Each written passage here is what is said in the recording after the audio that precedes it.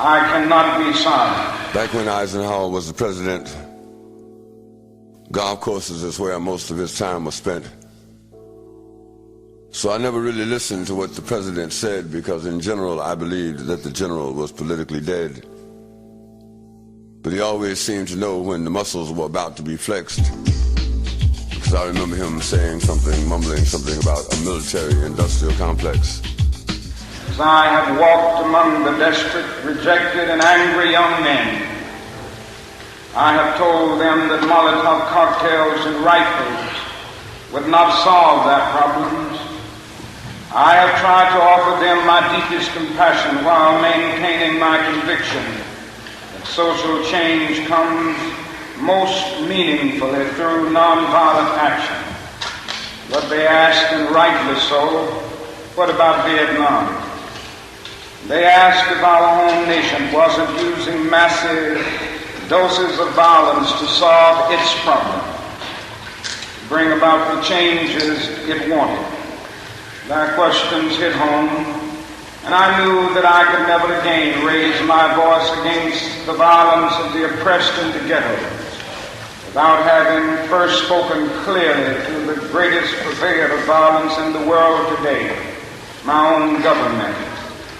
For the sake of those boys, for the sake of this government, for the sake of the hundreds of thousands trembling under our violence, I cannot be silent.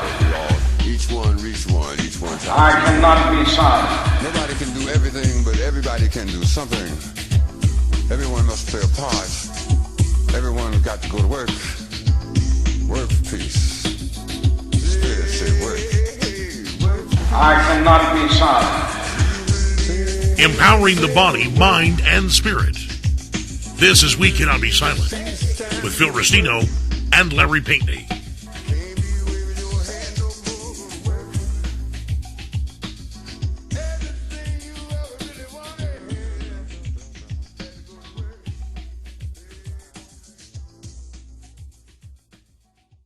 Well, hello, everybody.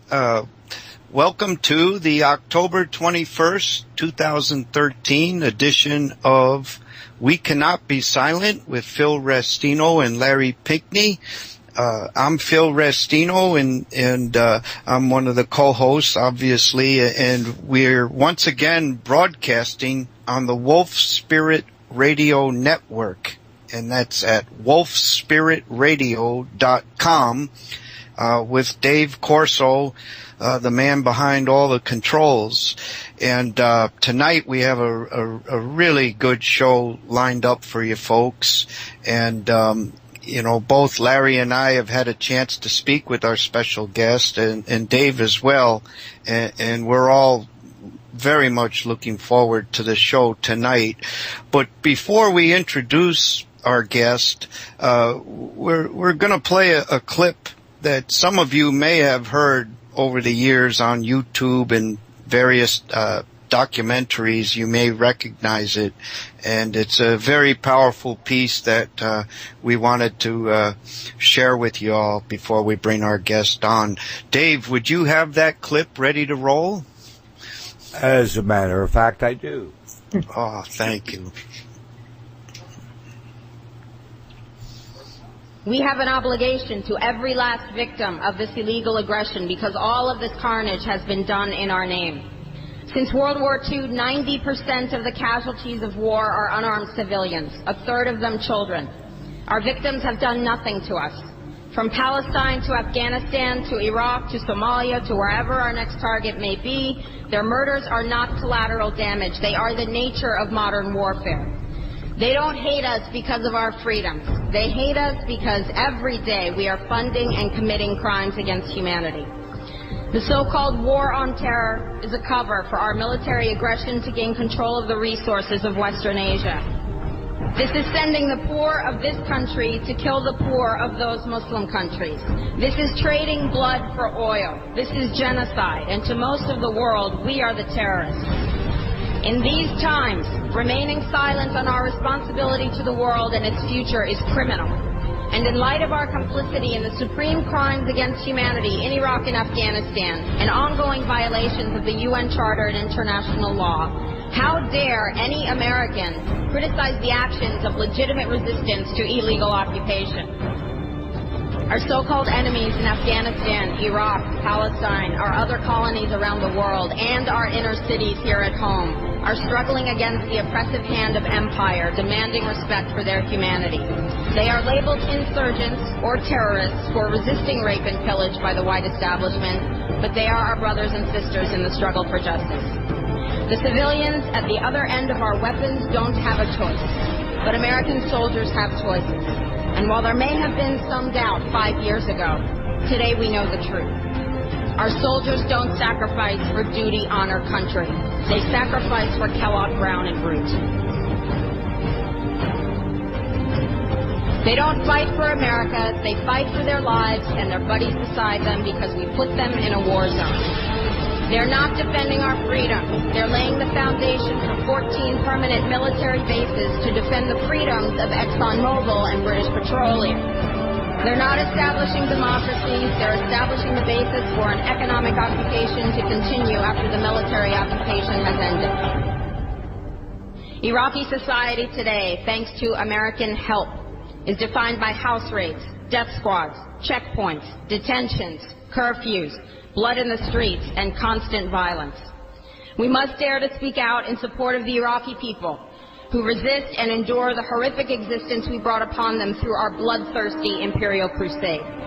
We must dare to speak out in support of those American war resistors, the real military heroes who uphold their oath to defend the Constitution of the United States against all enemies, foreign and domestic, including those terrorist cells in Washington, D.C., more commonly known as the legislative, executive, and judicial branches. Frederick Douglass said, "Those who profess to favor freedom and yet depreciate agitation are people who want crops without plowing the ground. They want rain without thunder and lightning. They want the ocean without the roar of its many waters." The struggle may be a moral one, or it may be a physical one, or it may be both, but it must be a struggle. Power concedes nothing without a demand. It never has, and it never will. Every one of us must keep demanding, keep fighting, keep thundering, keep plowing, keep speaking, keep struggling until justice is served. No justice, no peace. No. Wow. How about that?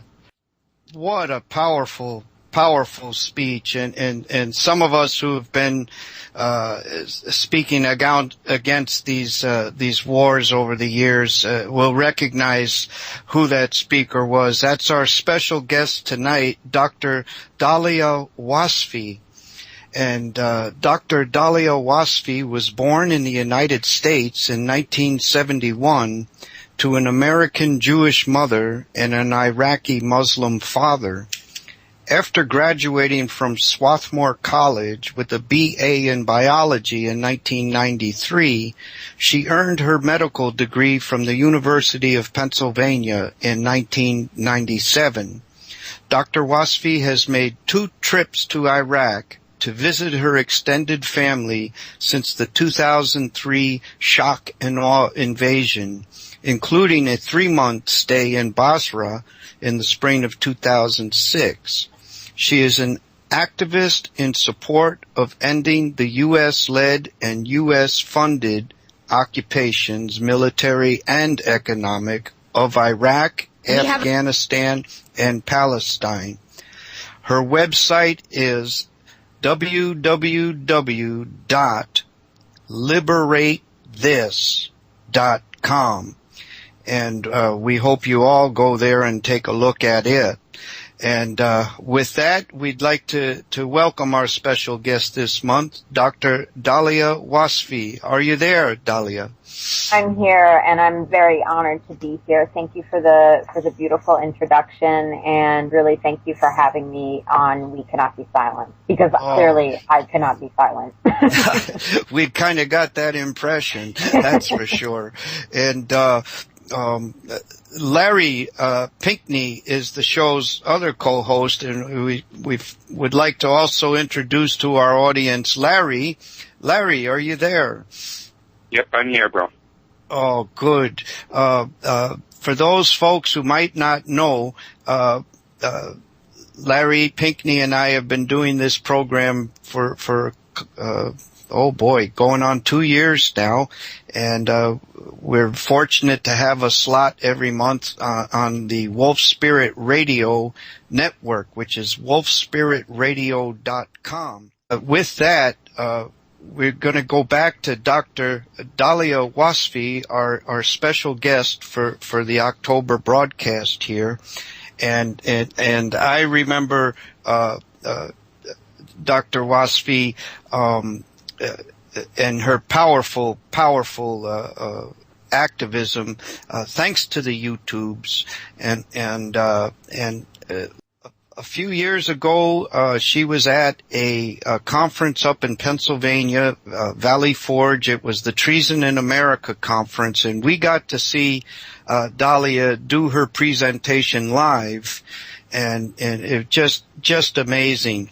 But right now, I'd like to ask Dahlia to tell the audience and us a little bit about herself, and how she came to be an activist against these wars.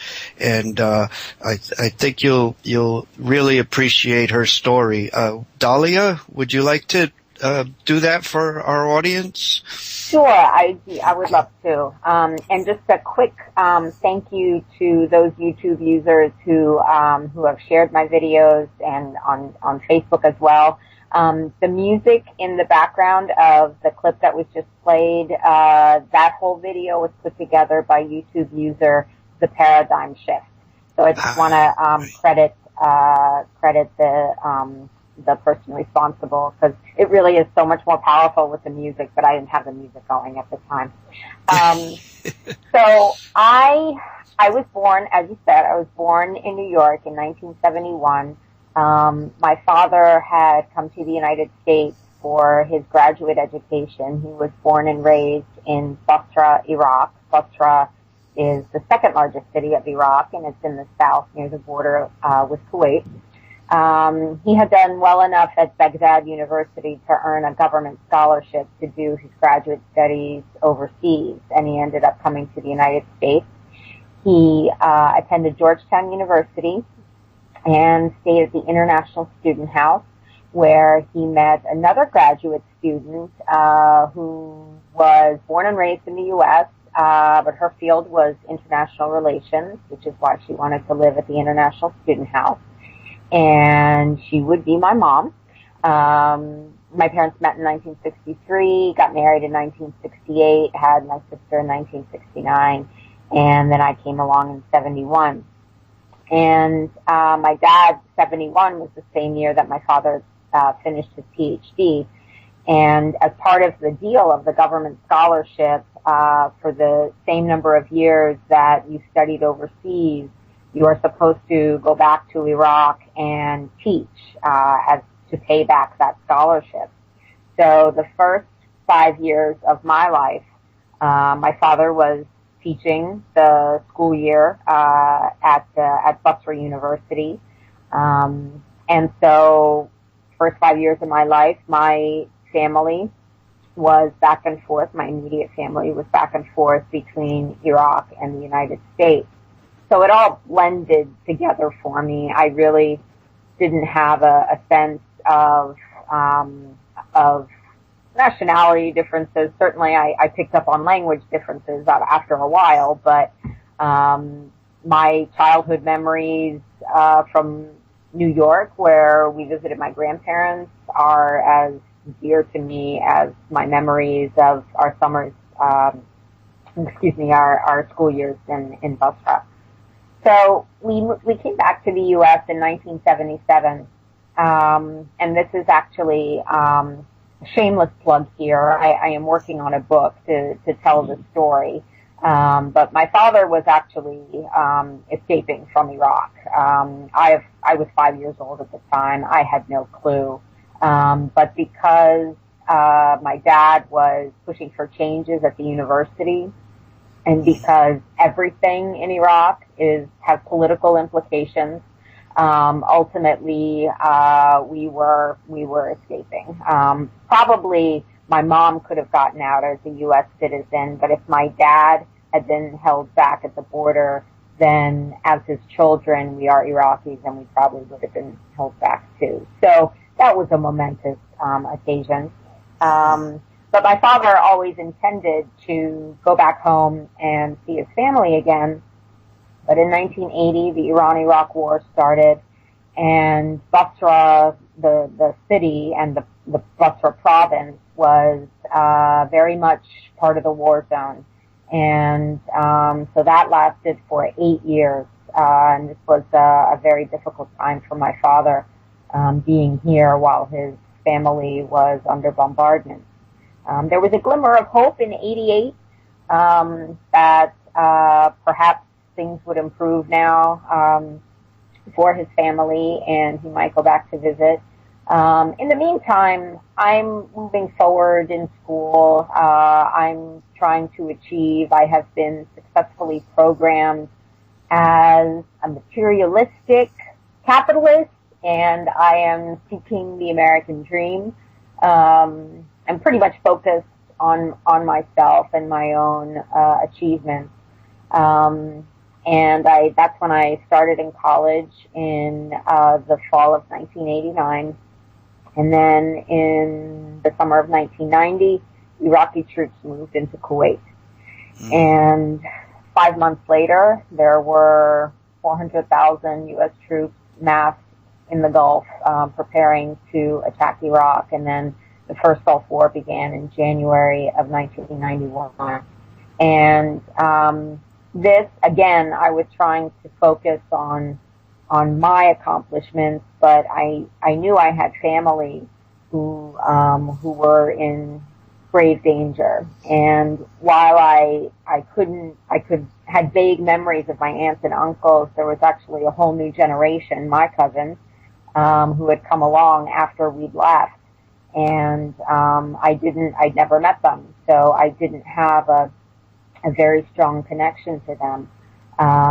But following the first Gulf War and the destruction of Iraq's infrastructure and the continuation of sanctions, life became extremely difficult for my family in Iraq, and they ended up relying on my father, sending money for them to survive. And really, at some point, they were also supplementing that by selling furniture, selling whatever they could to try to just to eat. And these were desperate times, and it continued for 13 years until the build-up to shock and awe came. Of course, September 11th, 2001 happened during that time. By this time, I finished medical school. I had moved on to my residency training, still looking for my piece of the pie, my six-figure salary as an anesthesiologist. This is what I was looking forward to. But there was something always gnawing at me. And by October of 2001, when we had launched an attack on Afghanistan, I started to connect the dots. Perhaps I was just in denial before, but I started to realize that I was paying taxes, and my taxes were being used to kill people. And without any, I'm not proud of this, but without any direct connection to Afghanistan, I really was just I still tried to push on with my career. But then when Iraq was in the crosshairs again, I really just couldn't do it anymore, and I took leave from my residency. The invasion happened, and after the invasion, for the first time, I wasn't in school or working, and I had also heard about Rachel Corrie, who was a college student who'd gone to occupied Palestine, with her only connection to the people living there being her humanity and their humanity. And she came to know people there as if she stayed with them and they were as close to her as her family in Olympia, Washington, and they felt she was like a daughter to them. And Rachel was killed trying to prevent the demolition of their home. And I was really struck by this all-American girl who could have turned a blind eye to the horrors of the world, but she went thousands of miles literally to stand up for what she believed in, and she paid the highest price for that. And I thought if she did that, then maybe I should go see my family. So, to make a long story only a little bit less than long, that was her as my inspiration. I went to Iraq for 3 weeks in 2004, visited with my family for the first time in 27 years, and I went back again in 2006 for 3 months. And part of the reason I stayed so long was I wanted to be able to get a glimpse of what life was like under occupation.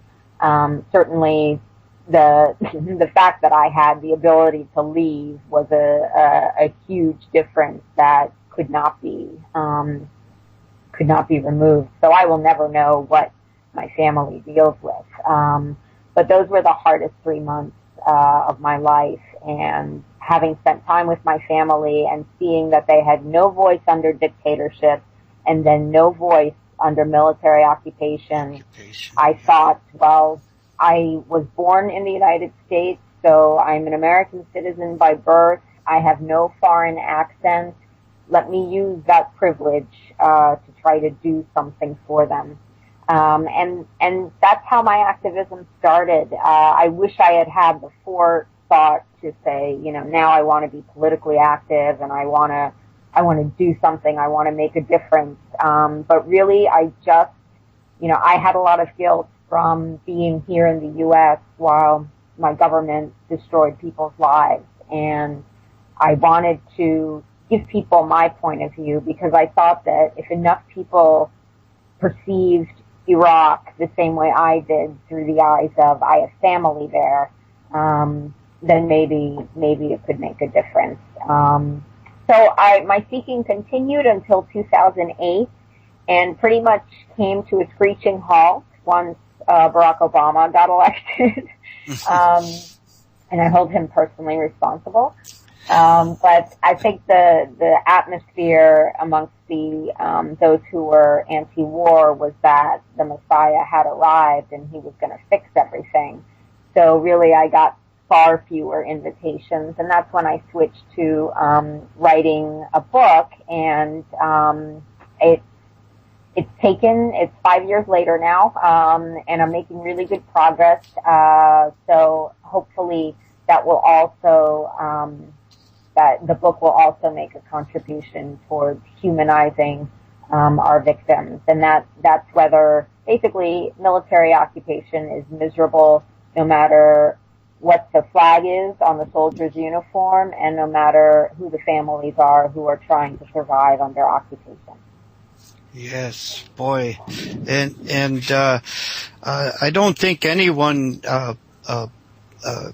grows up planning to be a political activist, Dahlia. I think it just kind of happens, and Larry himself has been an activist his pretty much his entire adult life. Through the he came up through the original Black Panther Party movement. But your experience, I want to get this right in referring the site to the listeners right now. You tell that your story in this book that you're writing, and right now for the public, you do have 2 segments of it available online for those who want to get a glimpse of what you're doing, what your book is about, and that's at writingforpeace.org, and that's the Poets Against War. Do I have that right? That's correct. That's correct. Okay, and Poets Against War, and the web address is writingforpeace.org. And the title of your 2 segments there, For Now They Struggle, by Dahlia Wasfi. And I highly recommend our listeners go and read those 2 pieces. And the turning point seemed to be for you, Dahlia, the Rachel Corrie story, and it moved you. It moved you into even more action, and God bless you for that. If I could do it all over again, I wish that political activism would have been something that I had grown up with. I mean, of course, with my background, in Iraq, political activism can get you killed. And my cousins still don't really understand what I've been doing with my time. But they have seen that video, and they were proud of me for making that speech. But in some of my talks, I've told my audience that, theoretically, we live in a democracy, and democracy is not a spectator sport. You have to get active and get in there, and be informed.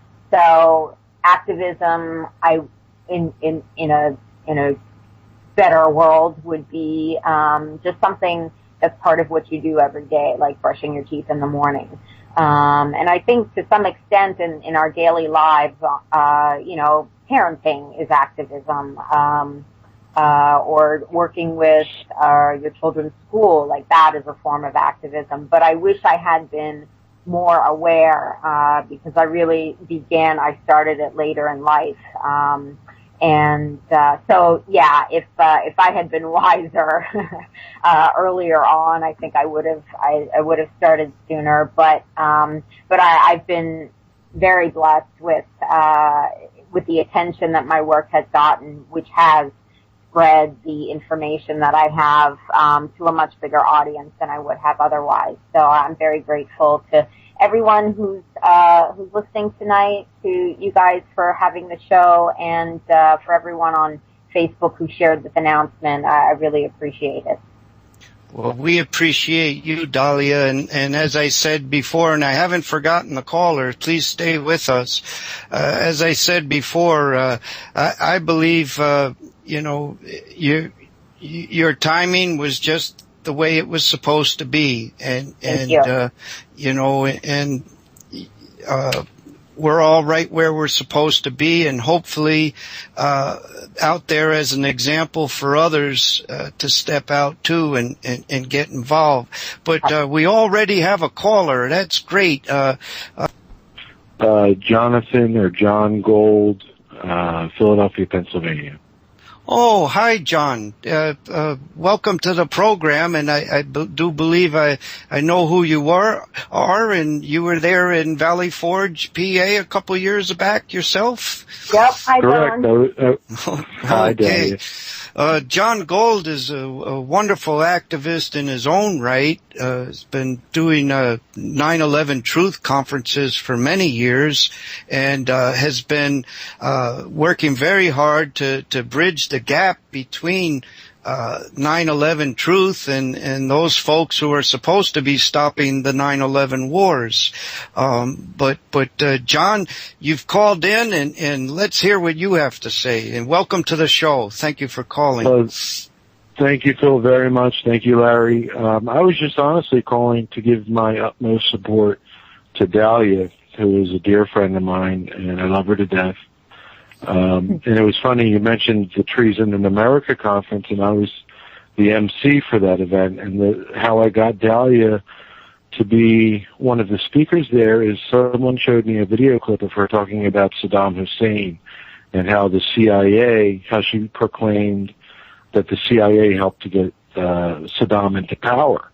And I just thought, well, if she's this truthful, this is somebody that should be heard. And so that's how she came to be part of the Treason in America conference. Thank you, John. Honestly, check is in the mail. I actually saw Dahlia today, so it was very good seeing her. Anyway, I don't want to take up Dahlia's time, but you guys have a great time, and thanks for having her on. Well, don't go so quickly yet, John. Are you still there? Yeah, I'm here. Oh, good. I was at that conference, and I do believe I've mentioned this to Larry. Brett Bracewell, who Larry knows, that's my better half son, and Brett is with We Are Change Orlando. And Sandra Ellis, the wonderful woman down here in Orlando who does the YouTubes for our shows after Dave gets them up on the archives. Sandra's kind enough to put them on our own YouTube channel, which is youtube.com/We Cannot Be Silent. The three of us drove up to that conference. I guess it was like a 18 hour drive from Florida, and we were just blown away. It was such a wonderful conference. And there was something about Dahlia's presentation, John, where she was giving that slideshow along with her talk of the pictures from Iraq, and she was talking about the U.S. government, be it through the CIA or other aspects of the government, first going into these places and making the trouble, and it was very educational. And the fact that she came from a mixed marriage or parents, I don't know if that's the right word to describe it, a Muslim father and a Jewish mom. And she was also able to talk about Israel and Palestine as well, which is connected to the other conflicts in a way. Wouldn't you say, Dahlia? Oh, absolutely. That I've argued that the occupation of Iraq was an extension of the occupation of Palestine with a joint U.S.-Israeli occupation in both areas. And John, I've been following your work for years. It's a very important work. And I know about the Treason in America conference. Of course, Dahlia knows. She was there. But would you be able to tell our audience a little bit more about it and what was behind it and what you had hoped to accomplish with it? Well, we held it in Valley Forge, which was a very quote-unquote patriotic place. And so Betsy Metz was actually the financier behind the entire event. And she asked me to be the MC, and she also asked me to get some of my friends, my activist friends, to come and speak. And so that was my part of it. One part of Dahlia's talk during the Treason in America conference just made me burst out into tears, and it was the part where she showed the video of a soccer field that was turned into a cemetery. Yes. And it just broke my heart. And we were responsible for this. We were responsible for so many things. And it's just, when you really look at it, when you take the time and look at the hard things that we've done around this world, it just breaks your heart. And anyway, the Treason in America conference, the Treason in America conference was specifically meant to bring light to certain issues that you don't ordinarily hear about.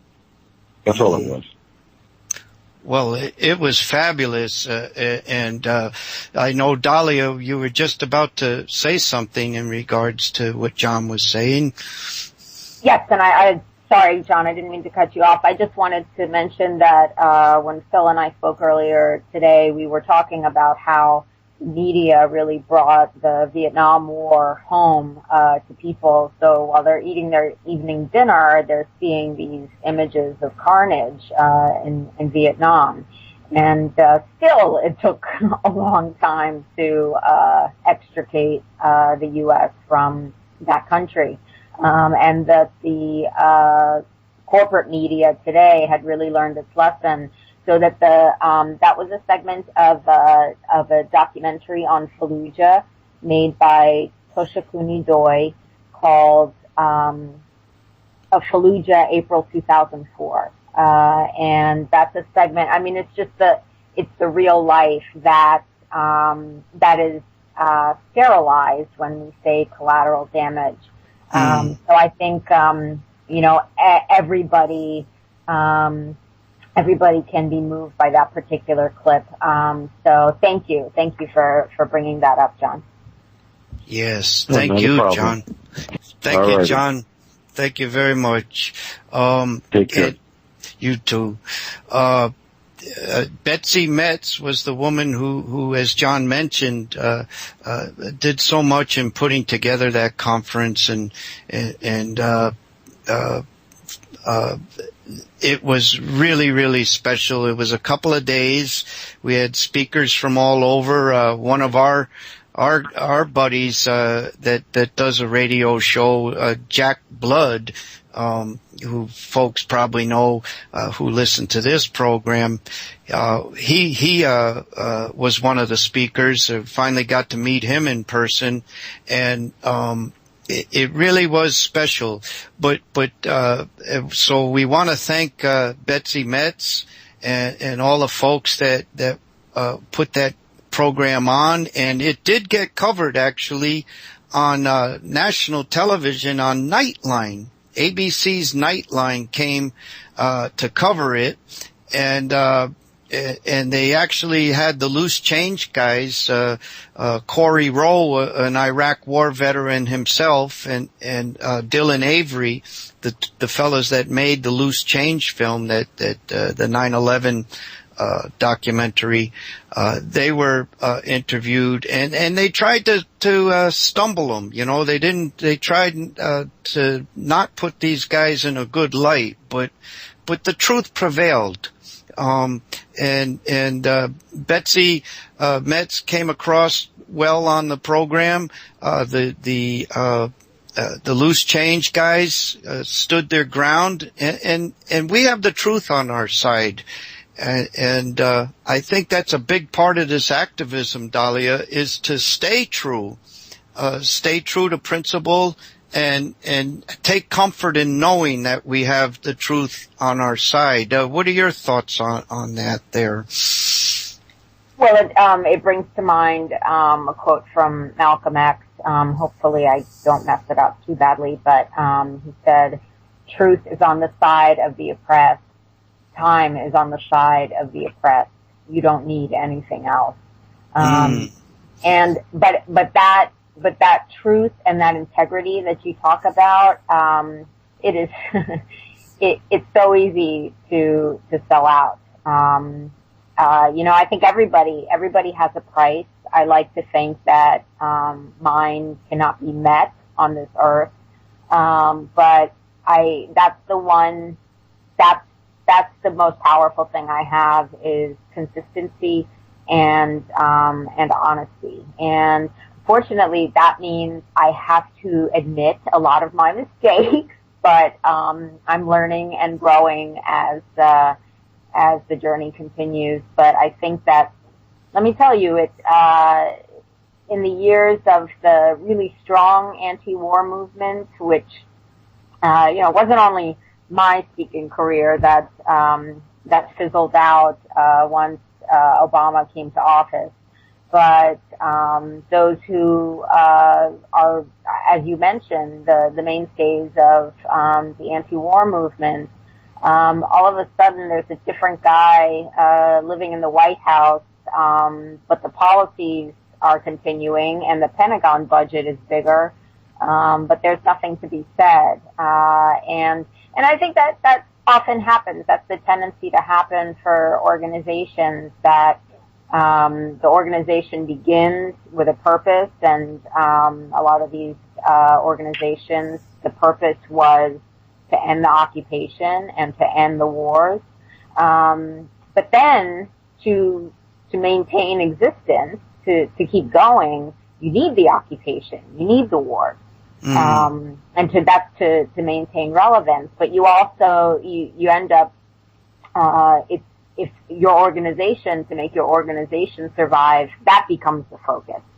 So I can't call anybody out because this is generally how I've put things together. But that's where, the really hardcore people who are seeking change, who spend their lifetimes dedicated to justice, and again, I am not in that category. I'm still a child when it comes to my years of activism, but those who are continuing shows like this, Philip, Larry, and Dave, who are making this possible, continuing to fight the good fight. That's, and that you would have me on for this conversation. I mean, that's a victory in and of itself. These are dark times, but I consider that a victory. Well, it sure is, and that's the key.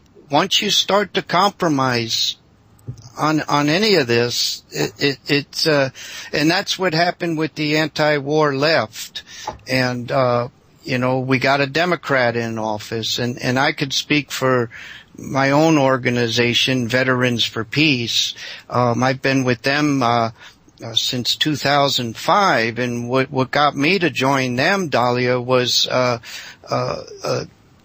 this speech that this fellow Mike Ferner gave. It was right after John Gold mentioned Cindy Sheehan.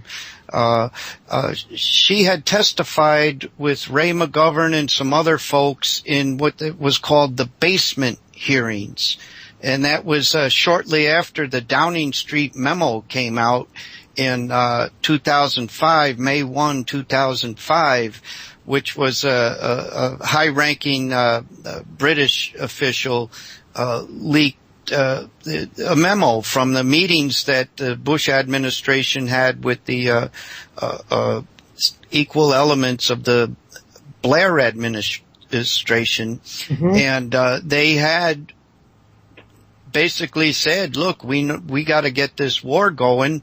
We're going to tell our respective populations that we're under imminent threat of this attack from Iraq with weapons of mass destruction, even though they knew that was not the case. That's what they were going to sell it.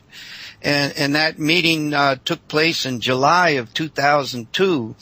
And this memo came out in May of 2005, and these folks grabbed onto it. David Swanson, and after DowningStreet.org got born out of that, and Veterans for Peace really took off at that point. And this fellow Mike Ferner gave this righteous speech as to how it's not only our responsibility as citizens, but our duty as veterans to impeach this criminal president. And I saw that and I said, man, who are these guys? They're Veterans for Peace. I looked them up and I asked if I could join because I wasn't sure. I'm not a war veteran. I'm a peacetime veteran. They said, sure, you can join, Phil. And that's how I got involved with them and really took it to heart. And I believed every word they said, and I believe today just as much strongly in the statement of purpose of Veterans for Peace, which you can find at veteransforpeace.org. But here we go. In 2008, a Democrat got elected, and he was the first black American president. And everybody was high on that, and what happened though, the third day in office, Obama sent drone bombers into Pakistan, doing exactly what Bush was doing, which warranted a strong call for impeachment. And to this very day, Dahlia, you don't hear the anti-war left calling for impeachment. You don't even hear the Republicans calling for impeachment. No. Well, they, historically they dig war, but the people that hold themselves out to be for the purpose of stopping these wars, it seemed to be more about what my take on it is, and you alluded to this, is they were more concerned about the organization than its purpose. You know, the purpose itself took second seat to, you know, if we take this position, are we going to lose members or lose funding or whatever the case, you know? And I believe that's been a big part of it. And Larry wrote about this in the summer of 2000. Well, he's been writing about for years, but specifically the impeachment issue. And Larry, do you have what's your take on that? You know, when we went from the Republican to the Democrat and the first black American president, and you know, who's left standing, so to speak, and what's the difference between the left that left and who was left standing? Well, my take on it is, as you well know, Phil, that left. Okay, there's a poem I wrote. You can find it. Just Google it. That left. Okay, and as far as the Democrats and Republicans are concerned, they're Republicrats. They drink from the same rotten, filthy, disgusting, slimy trough. And excuse me, I hope I didn't use too many adjectives there. But the reality is that, you know, we have to understand that this left-right paradigm embodied by the Democratic and Republican parties is a fake. It's a fraud. It's used effectively and has been used effectively for eons in this nation. As far as the first so-called black American president, so what? Do I care about the pigmentation of someone's skin? Dr. Martin Luther King made it very clear when he said that we make our judgment, I'm paraphrasing, we make our judgment of people based on the content of their character, not the color of their skin. So I was writing long before Obama was installed. I was writing in 2007. You can still see my writings in Black Commentator, and warning people, because I had done research on who this Obama was. I had read speeches that Obama had made to APAC, the American Israeli. Okay, I assume our audience knows who I'm talking about. And so, you know, we have to be clear about that. Brother Malcolm X said, quote, that, you know, they're the foxes and the wolves. And I add to that by saying, and they both want to eat you, to devour you, to destroy you, to keep you disempowered. So, I mean, you know, that's my take on it. And hiding behind pigmentation is sort of reminds me of the Wizard of Oz. Pay no attention to the man behind the curtain. I say pay all attention to all of those suckers behind the curtain, because they're the murderers. Exactly. Okay, and we have to be blunt. We have to be clear about that. Okay, and I do not excuse anyone. I don't care what their pigmentation or their gender is. Anyone who is complicit in this cannot and must not be excused, period. And it is time for all of us, irrespective of gender, color, or anything else that we come up with as a tactic to divide and rule, that the Republicans use, Democrats and Republicans use. It is time for all of us to get off of this stupidity. I call it, you know, the so-called left. As I said, I keep saying it, that left. Okay, and we really have to remember that. It is time for us to be creative. It is time for us to understand we are in the 21st century, and if we don't watch out, we won't have a 22nd century, because we're going to blow ourselves to smithereens. And we're already doing that in countries around the world, whether it's Afghanistan, Iraq, Pakistan, Somalia, North Africa, specifically Libya, in North Africa, and an endless list that goes on and on. So the bottom line for me is that we have to intensify, not back up. So what happened in 2008 was we moved backwards, not forwards, backwards. And it's time for us to be honest with ourselves and get up, as you say, Phil, you know, it's time to stand up, come up to the plate. Hey, it's time. And at stake is literally everyone on Mother Earth. That's what's at stake in this struggle. Everyone. When every Iraqi dies, when every Pakistani dies, when every Somalian dies, when every Libyan dies, we're dying. It's a piece of us that's dying. We've got to stop it. We are further along than we think we are, man. This is big time trouble where we're heading, and we do have to snap out of this lethargy, this silly loyalty to team. Stop being played. People are dying while we're blaming tea parties or Marxists or whatever. If I could, I want to draw attention to, there's a movement which is, I think it's primarily based in Canada, and unfortunately my Canadian friends, are unable to connect to this website. There's something about a national thing, but that it's open to U.S. callers. But the movement is called Idle No More. And it's the indigenous peoples, really it's as they're growing, and there are solidarity groups in the United States, but they're calling for really what the indigenous Americans have always called for, which is protecting the earth, preserving the environment, and protecting and preserving one another. And you can find out more information at idlenomore.ca. But this is, they are doing a lot of demonstrations, anti-fracking demonstrations, where they are being being treated heavy-handedly, not surprisingly, by the RCMP up in Canada. But these are ongoing, and of course we won't hear about it in the mainstream news, and I'm learning about it through my Canadian friends. But it's like a sleeping giant.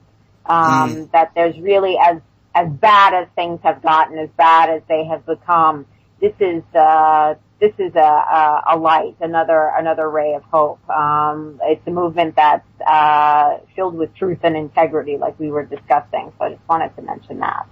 The first caller from 403, are you there? I am, sir. And who might you be, sir? I'm Bill from Medicine Hat, Alberta, Canada. So you are getting through loud and clear to Canada, and we thank you for doing so. Oh, great. Wonderful. Sorry for the misinformation. Okay, that's great news. That's good news. Well, welcome, Bill. Welcome to We Cannot Be Silent. What do you have to say? Do you have a question or comment you'd like to share with us? Well, mostly just a comment. I really, really want to say thank you, Dahlia. You're an inspiration to so many of us activists. And I don't know, how many people your speech, the one particular speech that's become famous now has affected. But I see activism globally. It's actually overpowering the evils that are currently running the world. And I mean, we all know who the evil really boils down to is the banking and the monetary system. My name is Craig Sikowski. Hi, Craig. Where are you calling from? I'm calling from Merida, Mexico. Oh, well, welcome to the program. We're glad you're listening in, and do you have a question or comment for our guest tonight? No, I just wanted to tell Dahlia she's an inspiration for so many people. I love your stuff. I follow everything that you do. You're a very ballsy woman. Just keep doing what you're doing. I look at things like the other gentleman said from Canada. I'm a money guy. I follow the money. Yeah. These guys should be tar and feathered from, the gallows. They're the biggest criminals on the planet.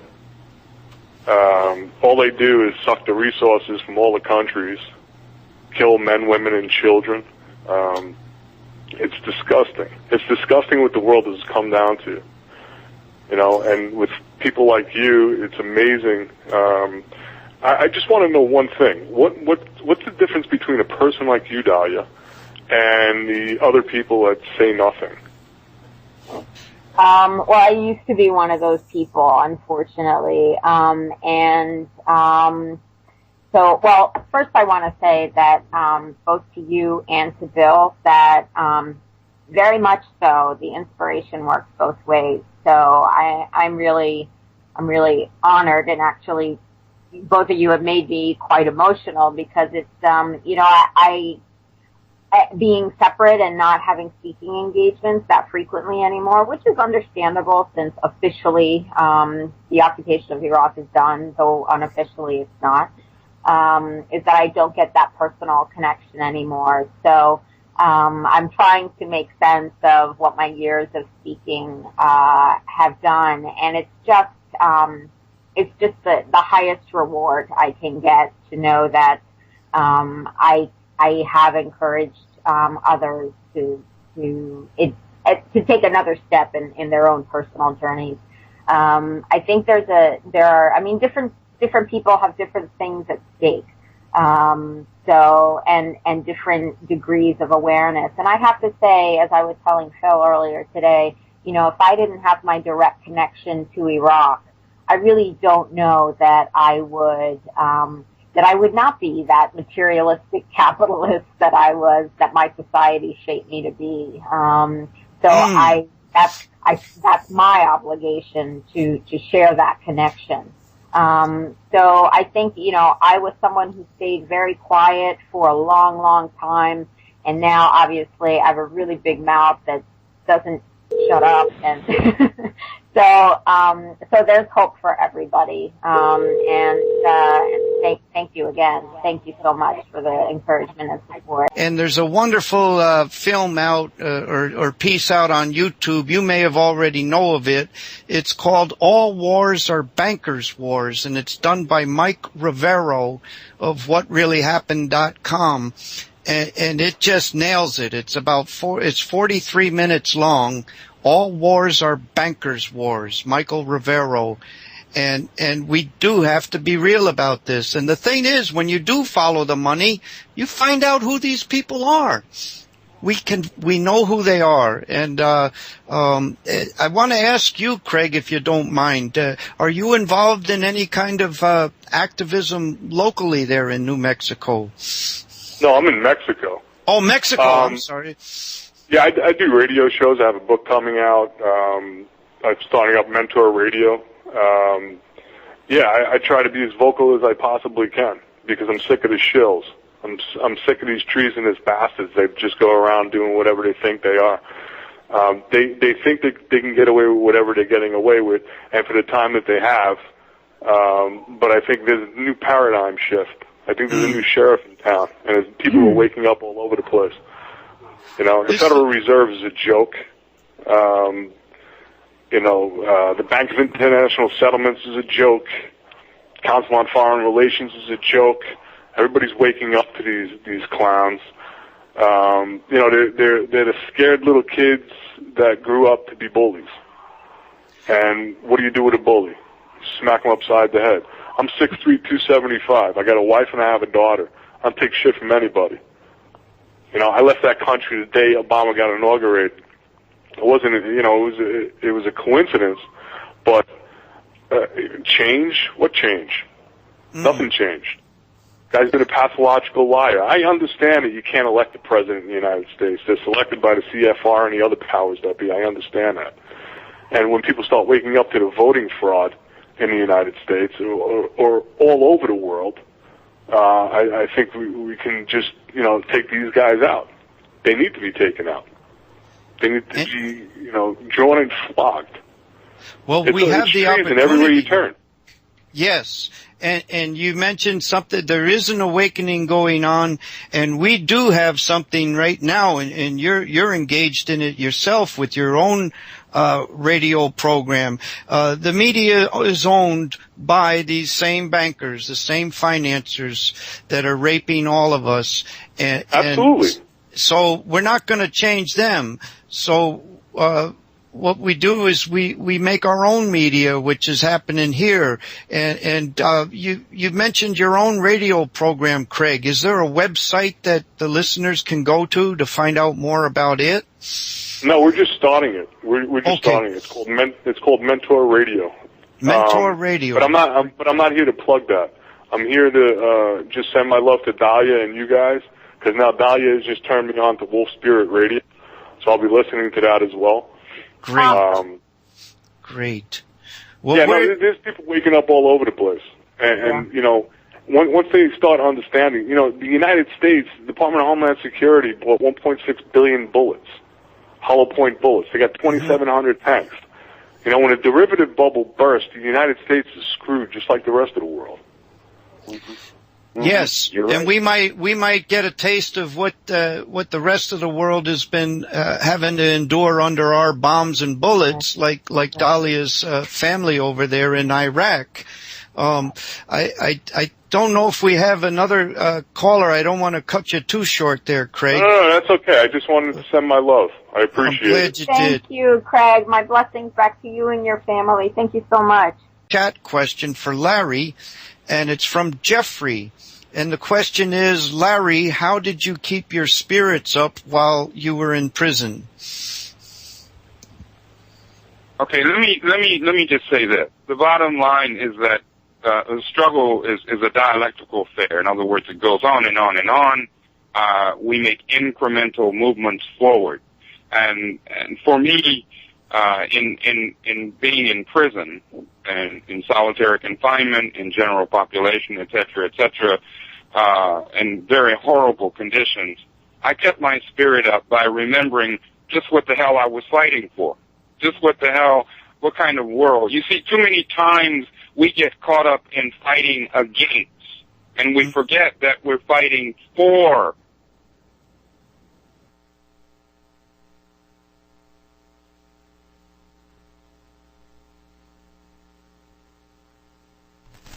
Our families, our children, our loved ones, even for folks that we do not even know, we're struggling for. And that's what it was about. That's how, for example, when they would throw me in solitary confinement, I would try to remember what it was that I was struggling for.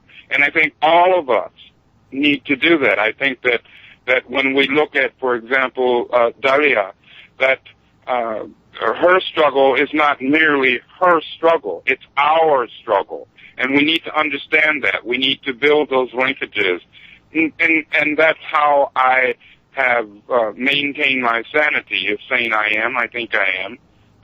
And all of us have to do that. Every last one of us. I also want to say this, that the brother who called from Medicine Hat, Alberta, I'm very familiar with Canada, as you may or may not know. I was imprisoned first in Canada by the Royal Canadian Mounted Police Subversive Section and the FBI, who colluded together and took my case to the United Nations from Canada, not from the U.S., okay, under the International Covenant on Civil and Political Rights, and won the case. Anyway, my point is, also, Phil, I want to mention this to you. Dr. Jawa, Splitting the Sky was very, very active, yes, as you know, in Canada, as well as in parts of the United States. And our struggle, so many times we think that we're by ourselves, and that's what the corporate stream, so-called mainstream, but corporate stream wants us to think. We're not by ourselves, not by a long shot. And we are the change that we're struggling for. We are the media. That's what we really have to remember. So getting back to the question, I maintained my sanity by remembering what it was and what it continues to be that we are struggling for. That's how. It wasn't Larry Pinkney. It was we. It was Larry remembering all the sacrifices that of people who have gone before him, and people who have, for example, Rachel Corey that Dahlia mentioned. This was a sacrifice. We cannot allow these sacrifices to be in vain, and we will not allow them to be in vain. So with that, I'm just going to keep quiet. Well, thank you, Larry, and keep your eye on the prize, right? Right. And I hope that answered your question, Jeffrey, and we do appreciate you writing in through the chat room there. And again, folks who are listening, if you prefer not to call but still want to get a question in, please go into the chat room, wolfspiritradio.com, and click on the chat button there and get yourself in. And also one last thing about this, Larry's prison experience. If you go to Larry's website, blackactivistwg.org, and look under the videos section, there'll be a video entitled, a YouTube entitled, Larry Pinkney, A Prison Experience. And I highly recommend taking the 15 minutes or so to listen to it and pass it on to others. We want to get back to our caller, Bill, from Medicine Hat, Alberta. Bill, are you still with us? I am, sir. Oh, good. Welcome back. We're sorry about the drop. It does happen from time to time, and we're glad you called back. What else do you have to say, Bill? Well, actually, that worked out quite well, because it gave me a chance to hear Larry's story there. I'd like to hear. I will be checking out that YouTube video, because again, that's part of our situation, is this cross-border policing system they've got now, where this globalization has the entire world being policed by the U.S. and I mean, they're really being policed by the state of Israel themselves. So it's, we can see where all this globalization boils back down to by the laws that they're introducing everywhere, and the people that incorporate those laws into our systems. But no, I just really wanted to thank you guys. I'm also tuned on to Wolf Spirit Radio now, and I would like to quickly say hello to our Micmac friends in New Brunswick who are putting up a great fight against the fracking, and our Idle No More friends here in Canada and everywhere that are doing such a great job of bringing awareness. And again, Dahlia, it's up to people like you that enthuse us and keep us active, and God bless Rachel Corey, and I just thank you guys for the time and continued success. Well, thank you, Bill. That website, how do you spell Idle More? Idle No More. Oh, go ahead. Sorry, Bill. Go ahead. No, that's fine. I think Dahlia is familiar with it. It's Idle No More. I-D-L-E. I don't know more. I-D-L-E no more. Okay. I-D-I-L-E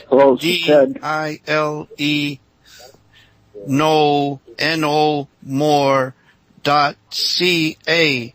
Well, Thank you so much, Bill, for calling in, and keep up the fight up there, and you got friends around, and I'm glad we're able to connect like we are, because it does give us strength. And Larry said this before, if we have the power, the people have the power if we only just utilize it and recognize it. And we're taking it back. Yes. That's right. And now we have another caller that just called in. Hello, caller. Hello, this is Ted from Minneapolis, Minnesota. Oh, hi, Ted. Welcome to the show. We have our special guest tonight, Dr.Dahlia Wasfi, and I don't know if you've been listening, but I have been listening. Oh, great. Maybe we'll just let you ask your question or speak your comment. Please go ahead. I'm a Marine Corps veteran, and I was over in the first Gulf War, and came to an understanding of what we were actually doing over there in the slaughter of over was it 1 million? With the after effects. Yeah. Yes. And ever since then, it's put a really bad taste in my mouth. And I guess the question that I have is, well, what do we do? I mean, how do we how do we take down the beast, so to say? Well, go ahead, Dahlia. Oh, so I get people ask me this a lot, and I get concerned when I hear this question that I've given the impression that I know what I'm doing. I pretty much have been following my heart. My last, or I'll say the first part of my life, everything looked great on paper. I was going to really good schools, very expensive schools, had, all these degrees, and there was, a big hole, and I was miserable. And it took, following my heart and finding something I was passionate about, to point me in the right direction. So the only answer I can give you is a very vague one, and that's to being aware. Once you're aware of what our policies are doing, follow that in a direction that you are passionate about. And I have connections who are Marine veterans as well. So if you can find me on Facebook, or you can connect with me at info@liberatetthis.com, because I think it's there's definitely a certain experience and understanding, having been in the Marines in addition to having been in the service. So any way I can connect you, I would be happy to do that. Oh, that's great. Thank you. Absolutely. Well, don't leave us just yet, Ted. We mentioned earlier the Treason in America conference, and that website might still be up, Treason in America conference, and it would have videos of the different speakers that weekend. But one of the speakers said something at that conference that really stuck with me, and that is every little thing that we do, be it handing out a DVD to somebody or having just a brief conversation while standing in the grocery store line or whatever, sharing a little bit of piece of information, wearing a T-shirt, a button, being an extra body at the local anti-war rally or what have you, whatever it is, anti-fracking, is another pencil hole in the dam. And I really believe in that strongly. What can we do? Do something. And that's actually, in the intro to our show every month, We Cannot Be Silent.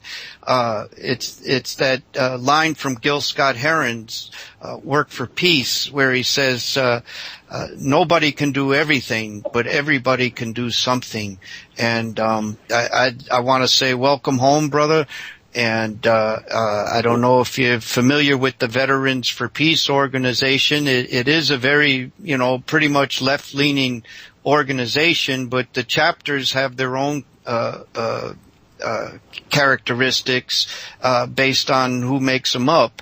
And, our Central Florida chapter's pretty much right down the middle. You really can't call us left or right. We strongly adhere to the, statement of purpose of Veterans for Peace. So if you haven't already, I would like to urge you to check out veteransforpeace.org and click on. Good. Just become in contact with the Veterans for Peace up here in Minnesota.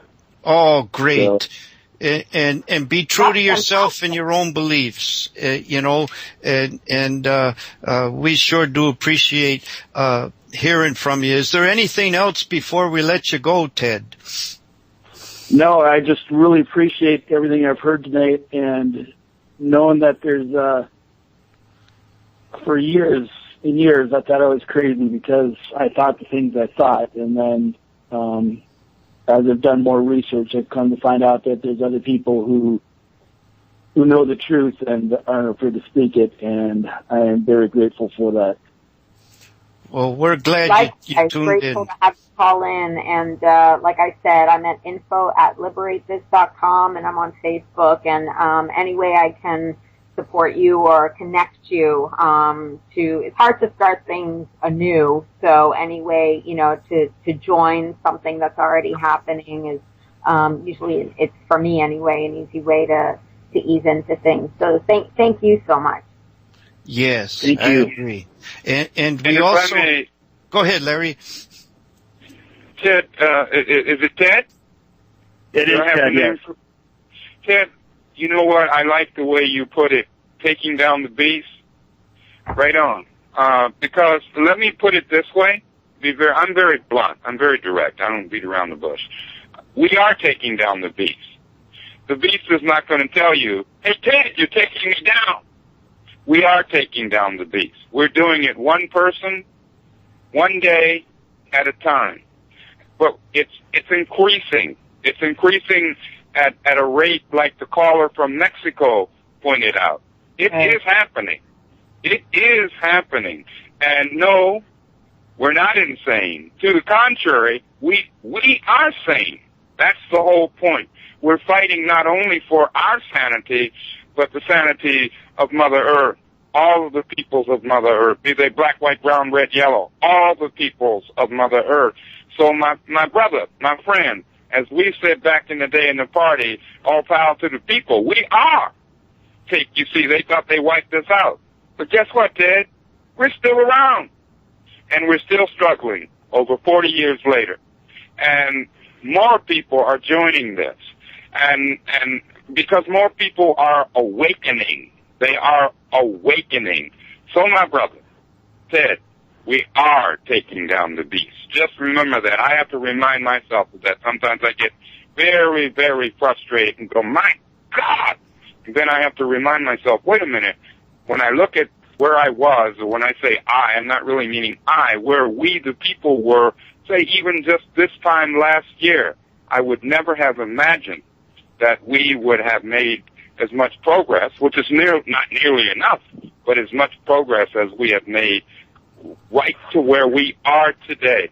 So we're taking down the beast, and we're going to create something very, very different. But we need you. We need each other. Each one, reach one. And Ted, please don't leave us just yet. Thank you, Larry. There was one other thing. You mentioned that you're a Gulf War vet.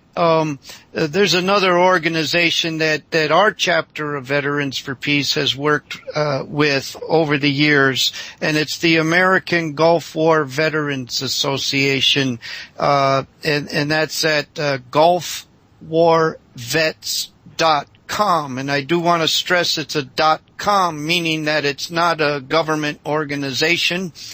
It's not tied to any foundation funding. It truly is free of those constraints. Gulfwarvets.com, and they I found them. Oh, that's wonderful. And the national spokesperson for that is a Gulf War vet herself, Captain Joyce Riley, and she's a whistleblower on the Gulf War illness, which goes to the vaccines as well as the depleted uranium, which we were hoping to touch on before the night is out here. So I'm glad you know of it, and share it with other vets, gulfwarvets.com, and they'll send you a free copy of the DVD Beyond Treason, which deals with the Gulf War illness, depleted uranium, and all the other harms done to our troops without their consent or knowledge. Thanks again, Ted, for calling in, and please call in again when we're on. Okay, we'll do. Thanks again, Thank Dahlia. you. I'll be in contact with you. Great. I look forward to it. Take care of yourself. We'll do. You do the same. Great. Bye. Thank you.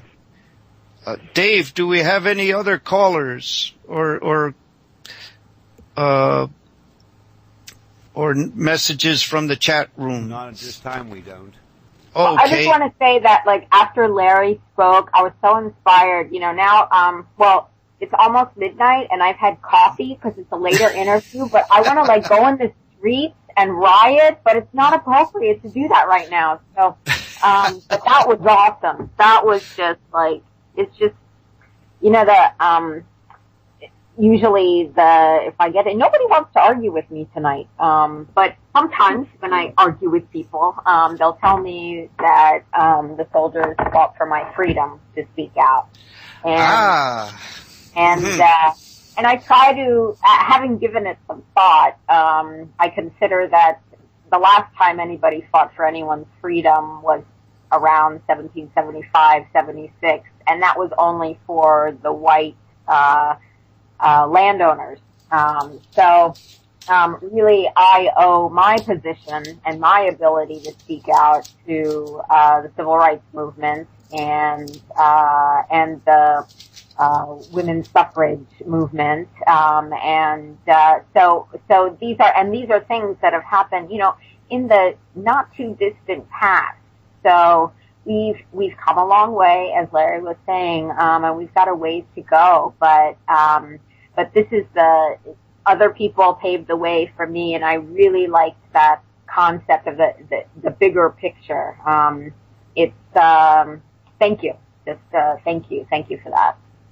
Oh, you bet. And that's part of the conditioning, Dahlia, that we were talking about earlier tonight on the telephone, is the conditioning of the public, where you get these comments like, how dare you protest out there? Our soldiers are fighting so you can, this nonsense. We've got to educate our fellows, they've done a number on conditioning the public, and a lot of it is with this hero stuff, Anytime you see a soldier, they've been called heroes, whether it be on the football game, the baseball game, insurance commercials, newspaper, TV ads, and what that does, it goes back to what Hermann Goering said at the Nuremberg trials, about taking a country to war. You could take any country to war. That's easy. Just tell the people they're being attacked and denounce the peacemakers for being unpatriotic, and it's the same play, and we understand what that play is. And we got to be the media ourselves, and each one reach one, like Larry says. We just got to educate somebody. And I would like to say about the women's suffrage movement, our local Cold Pink chapter, my girlfriend is the coordinator for it, has screened a movie for years now. Oh boy, what's the name of it, about the women's suffrage movement? Is it Iron-Jawed Angels? Yes. Angels. Oh, you want to get inspired, man. You watch that film. But we still have some time, and we started to touch on depleted uranium and these bombs we're dropping. It's not just the explosion that happens when they hit and all the shrapnel that tears people apart. There's also depleted uranium that's left with these bombs. And I was wondering if you could tell our audience a little bit about that phenomenon and what it's doing over there in Iraq and Afghanistan. Sure. The U.S. military used depleted uranium for the first time in the first Gulf War in 1991, and then all through the 90s when we were bombing Iraq, southern Iraq. Used it again in Kosovo in 99, I think. Used it again in Afghanistan from 2001 to the present, and then certainly during shock and awe, and all the way through the occupation. And so basically what depleted uranium is, the depleted part, that part of the name means that the isotope that is used for nuclear energy has been removed from it. And that's actually a very small amount of the uranium that's mined. The isotope that is used for nuclear energy is 0.7% of what is mined. The other 99.3% is this depleted uranium. And it is depleted having the other isotope removed, but itself, this depleted uranium, is still radioactive. And it is one of the densest materials on Earth. And the Pentagon found that if you use it in your weaponry and whatever, I'm not savvy enough on the military terms, but when you aim a missile at a tank, if missile is the right word, and it's got a depleted uranium tip on it, then it will go through the tank like a hot knife through butter. It's very exciting if you're the Pentagon. But the problem is beyond that contamination of the environment and that destruction is that on impact, whatever depleted uranium is present bursts into flames, and it basically aerosolizes like spraying an aerosol spray can. And these are tiny, tiny particles, microscopic particles that go into the air and into the sand and into the water supply. And these are radioactive particles. It's a low-level radiation. So if you held it in your hand, your skin is strong enough to protect you from this low-level radiation. But it becomes so toxic when people breathe it in or drink it in. Some of the particles are small enough to cross from the lungs into the bloodstream and then deposit in your organs. And this is the most likely etiology for Gulf War syndrome.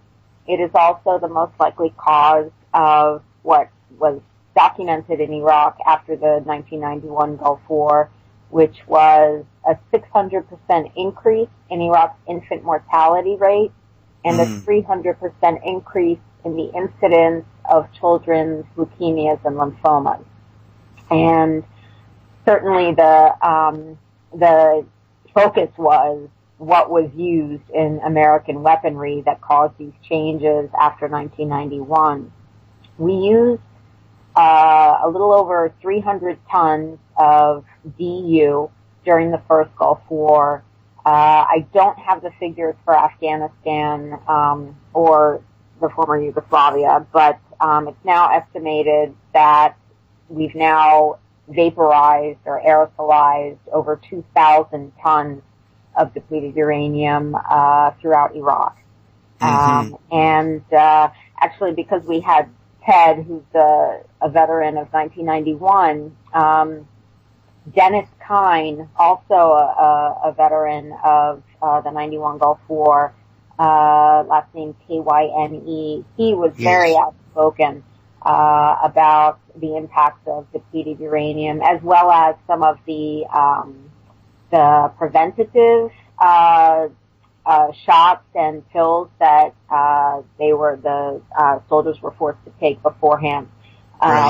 Anyway, Dennis talked about how soldiers and I think he was in the Army, so I don't know if it's soldiers and Marines, but basically veterans of the first Gulf War were scattered all over the country, and their communication was he argues that there was a deliberate attempt to keep people from sharing what they were experiencing, but it came to light, this Gulf War syndrome, which was classified as a disease of unknown diagnosis.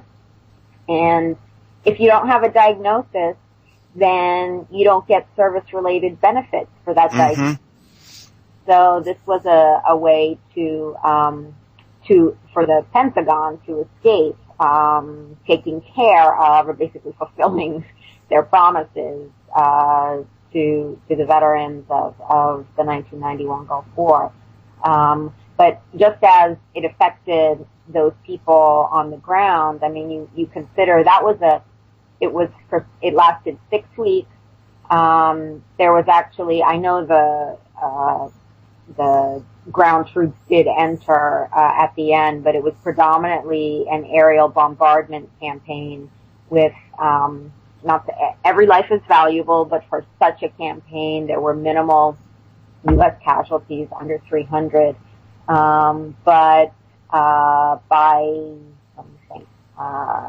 by 10 years later, around 10 years later, there were over 12,000 who were dead. Yes. And if you think about the people who join the military, it's typically young, healthy men, also young, healthy women. So there's this incredibly high rate of fatality is something that needs to be looked into. There was also increased incidence of birth defects in the children of 1991 Gulf War veterans. And then, of course, you have your own military that was deployed there who are exposed. You have an entire civilian population in Iraq, in Afghanistan, in Kosovo, who are exposed to depleted uranium. And I mentioned the figures before for Iraq after the first Gulf War. Today in Iraq, sort of the main symbol of the impact of the U.S. military is the city of Fallujah, where there are significant cancer rates and rates of birth defects. And there's now controversy because the World Health Organization did a study in conjunction with the Iraqi Ministry of Health that basically goes against all the previous data that's been compiled, and they say, there is no evidence of increased incidence. And so a lot of people are now challenging the credibility of the World Health Organization and demanding the release of the data. All that to say that there is a long-lasting impact of our military aggression, and that's illegal. Yeah, criminal. Long-term effects, and there are millions exposed, and there's also the possibility that not only depleted uranium was used in Fallujah, but there's a possibility that enriched uranium was used. This is weapons-grade uranium, and frankly, we've used it before in Hiroshima and Nagasaki, but with a different delivery system. Yes. So this is nuclear war, and we all live on the same planet. So we're harming ourselves. Of course, we don't have to face what Iraqi families, Afghan families face, but that's one of the things that we can see that here with what's happened to returning veterans, and the very high numbers of those who are seeking medical assistance from the VA. So this is something that is not going away anytime soon. I'm sorry, I told you you'd have to cut me off. I can really go. Well, you did mention Dennis Kine, and he's featured in the documentary Beyond Treason, which is put out by the American Gulf War Vets Association, gulfwarvets.com. And I try to mention that organization as much as possible because it is such a good resource.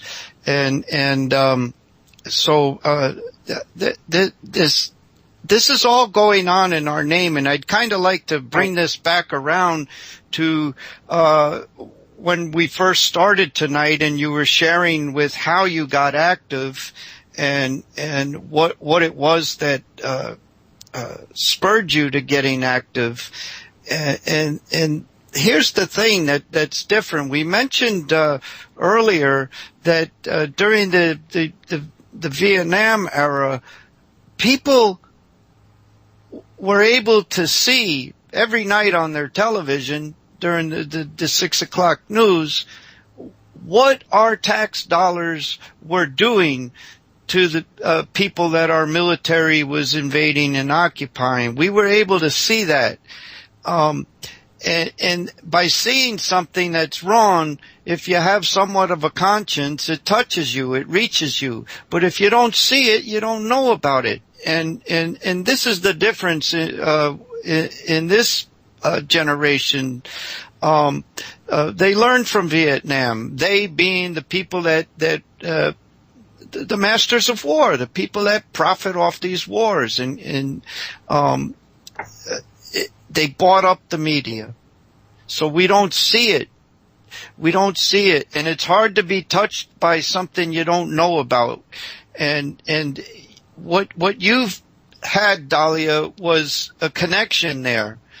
That the family connection, and then you got to see it, and it touched you. I think there are a lot of good people out here that do have conscience, that do have good hearts, and that just don't know what's going on, and that's yes, the powers that be bought up the media, and they propagate us as much as possible, but at the same time we've got this new alternative media, this other ways where the little people can get the message out to each other, the internet, the websites, the DVDs, and the good old fashioned flyer, that you pass out, the handbill, that worked perfectly well back in the days that you mentioned, 1775 and 76. The point is get the message out, and I think we're, like Larry said, we're really coming a long way, but you had to see it in order to be touched, and it wasn't until you saw it, what's going on in our name, that you were touched, and I think it's incumbent upon us to pass it on to others, and you are a wonderful example, Dahlia, and we will continue to mention you and direct people to your website, which is www.liberatethis.com. LiberateThis.com. Perfect. And you also refer people to the Facebook. Could you mention what Facebook address to go to? Sure. Well, if you look for me, if you look for my name, I've been very fortunate that a couple people have made public figure pages for me. So you can look for Dr.Dahlia Wasfi on Facebook, and you'll find me. Facebook won't let me have any more friends on my personal page, but you can join me. Everything gets posted on all the pages, and that's definitely my website needs a lot of love and attention, and it will be updated by the time the book comes out. But for now, please connect with me on Facebook, on YouTube, on Twitter, where I am at Liberate This. And I just want to say, I think we should stay on air until change comes. And it's been such a privilege for me to be with you and your audience tonight. I'm just so grateful. Thank you so much. I cannot be silent. Nobody can do everything, but everybody can do something. Everyone must play a part. Everyone got to go to work. Work for peace. Spirit say work. I cannot be silent.